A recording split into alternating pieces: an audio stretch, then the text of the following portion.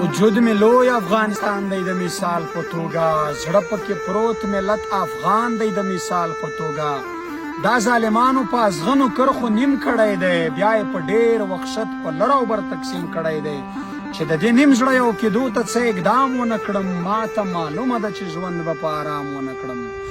چې وي موجود دا د تورخم تور زنځیرونه تر څو، چې مو ترمنځ وي د ډیورنډ شنکي تارونه تر څو، نو بیا بیخي په لر او بر امن د خدای قسم دی، په کابل جان په پېښور امن د خدای قسم دی. تاسې حساب وکړئ چې څومره ځورېدلي یو مونږ، د دې بېلتون د لاسه څومره دردېدلي یو مونږ سکه ورونه یو دښمن سره ویشلي یو مونږ، بیا یې په 100 قسمه نومونه غولولي یو مونږ. له پښتونخوا چې څوک جنت هورو المان ته لیږي، بیا یې ټوپک په لاس لوی کور افغانستان ته لیږي. مونږ که سوځېږو که ژوبلېږو، خو د دې د لاسه په لر او بر کې وژل کېږو، خو د دې د لاسه دا چې له هر ګړنګ لوېږو، خو د دې د لاسه دا چې په وینو کې لوغړېږو، خو د دې د لاسه منځ کې بېلتون دی، ورور د ورور له حاله نه خبرېږي، پلار یې د زوی او مور د لور له حاله نه خبرېږي.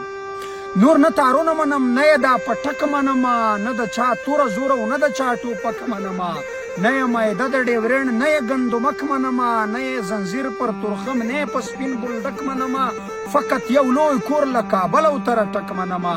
دا خو په زور چا شو کولی له خپل ځان یمه زه، ګنې که دلته یم که هلته یو افغان یمه زه.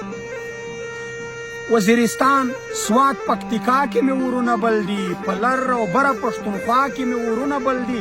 د دې ورونو مړه کېدو ته یو کېدل پکار دي، د دې ازغنو کرخو نور له منځه وړل پکار دي.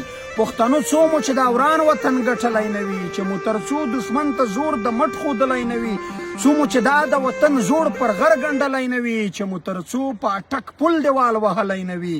ای ګیلمنه تر هغې په موږ سیالي قسم ده، په افغانانو سوله امن خوشحالي قسم ده، په افغانانو سوله امن خوشحالي قسم ده.